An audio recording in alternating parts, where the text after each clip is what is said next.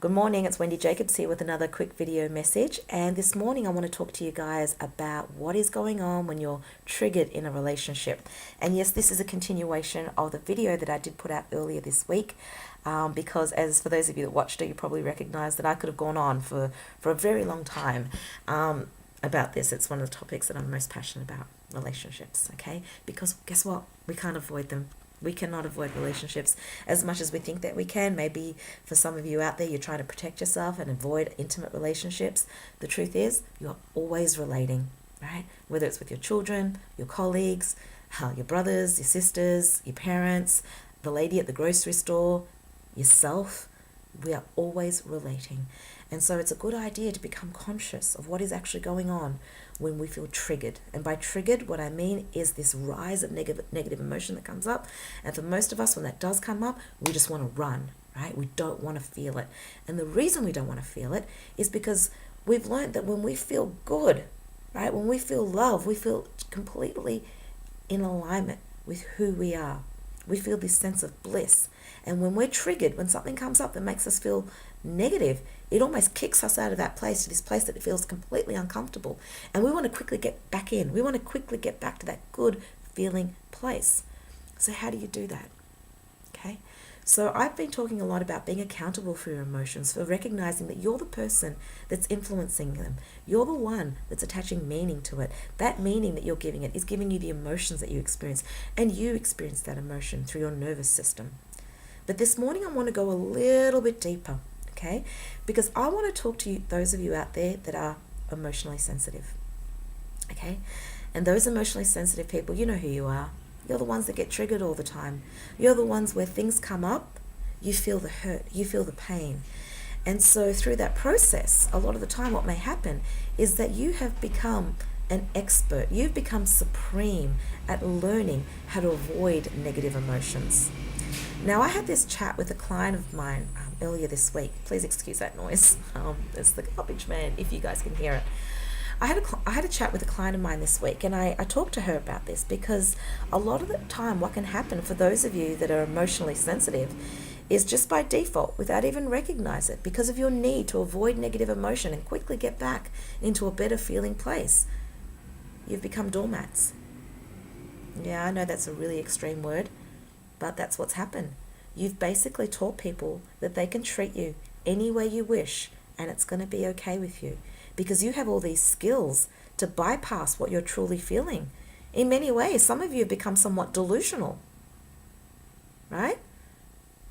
If you're going to be completely honest with yourself, some of you absolutely know that you're in terrible relationships that are not good for you. Some of you know that you're so much worthy of something so much better than this, and you don't know why you're doing what you're doing to stay in that relationship. So you keep learning these tools, these skills, the ones that I've been sharing. And that is not the intention here. What I'm sharing with you here in my videos is a way for you to be conscious of what it is that you're doing in your lives that is creating the outcomes. And in becoming aware, you have some choices. And if your outcome in life is just to avoid negative emotion, just to avoid pain, then maybe it's time to investigate that a little bit deeper and find out what it is that you are truly avoiding in life. What is it that you're running away from? Because on the surface, it may look like it's the relationship. You know, you're so busy attending to the fires of this relationship, your mind is so preoccupied that you're not taking any time to find out what's going on deeper inside you. Okay, I'm going to leave that for a little moment, and I'm going to continue on about what I'm talking about here when I talk about triggers. So a trigger has happened, you're feeling a negative emotion. What has happened right now is a block to love. Because all pain is love withdrawn. And the moment a trigger comes up, the moment a negative emotion comes up, you're not in love anymore. You're in pain. And you want to fix that pain. And when you don't know what it is that you're doing, you point your finger and you go, it's what you're doing.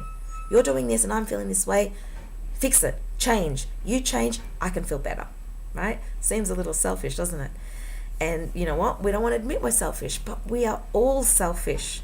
Every single one of us, we have our own best intentions in mind. We might try to play all these mind games with ourselves so that we can feel better about what we're doing, because no one really wants to be labeled as selfish, because you know what? We've been taught that it's a bad thing.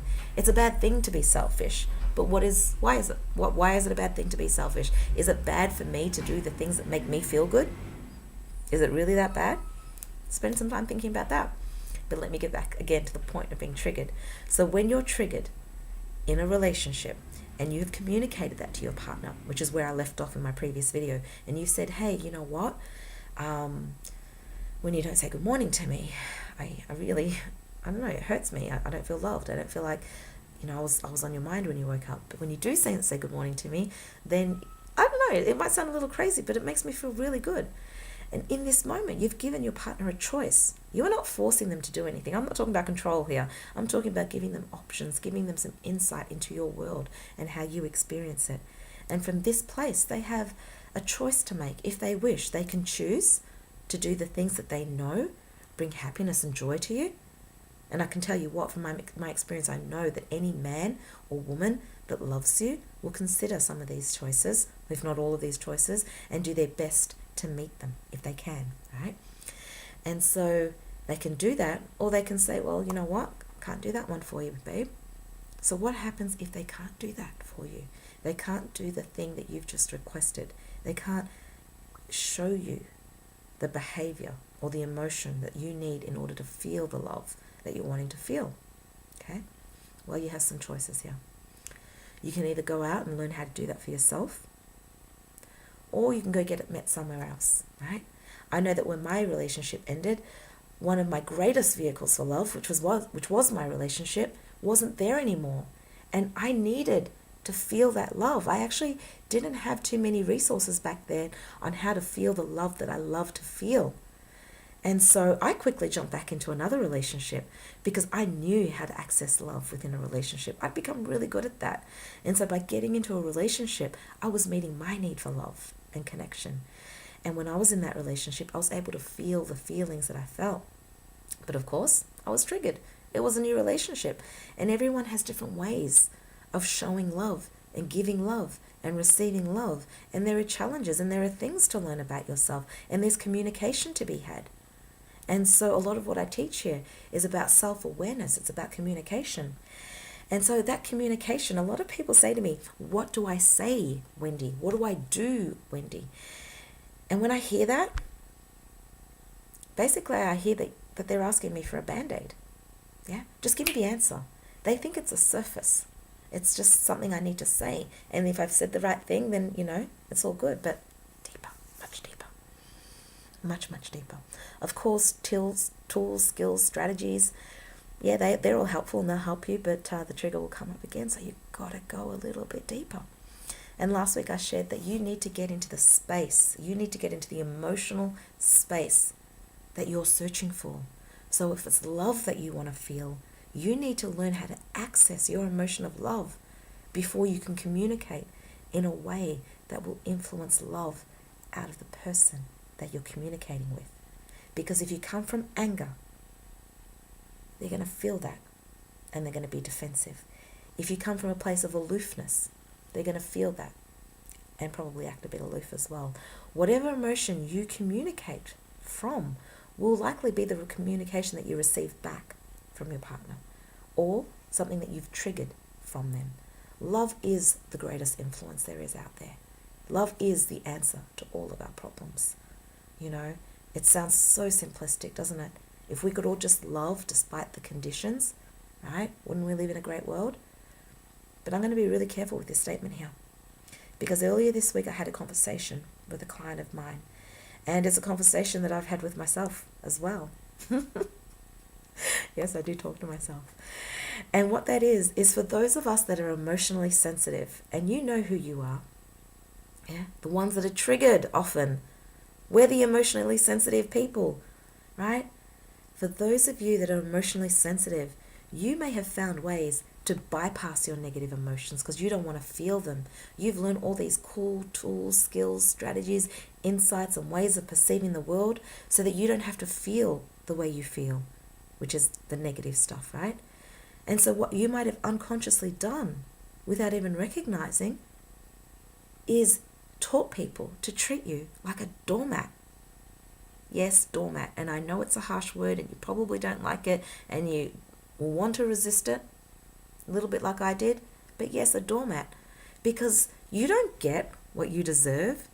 You get what you teach others to treat you as or like, right? So if you've taught other people that it's okay to be treated a certain way, then guess what? It's going to be okay. Because what you've done is you've conned yourself. You've used a lot of these tools to tell yourself things like, you know what? He's just tired. You know what? She's just going through a rough time. You've given meanings to things outside in your world so that you don't have to feel the things that you're feeling, right? You've become really good at this. We call this emotional bypass. It's somewhat delusional. Because I know that a lot of you out there that are watching these videos are in really shitty relationships, in relationships that you know are not good for you, in relationships that you know are unhealthy, and in relationships that you know are far less than you are worthy of. And you're wondering why you're there. You're there because you've allowed yourself to be there. You're there because you've taught other people to teach you. You've taught other people to treat you in a way that really decreases your self-worth.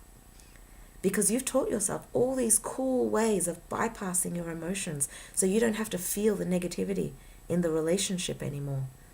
When horrible things come up, you can actually say to yourself things like, he's tired.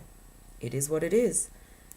Or any other thing, and actually ignored what it is that you're feeling. So I'm encouraging you here to do lots of different things. To yes, be accountable. To yes, be conscious.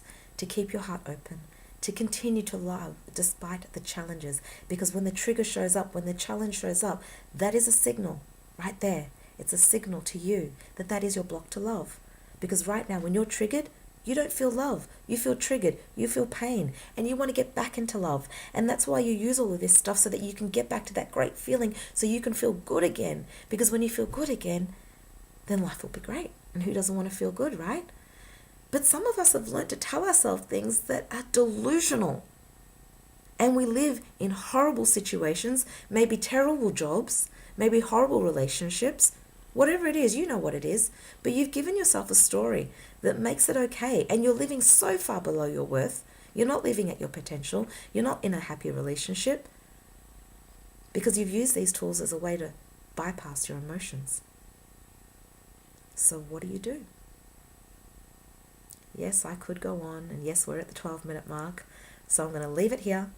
I'm going to make another video early next week, and I'm going to continue this conversation. Okay? Hope this has been super helpful. As always, live consciously and filled with love. Mwah! Goodbye.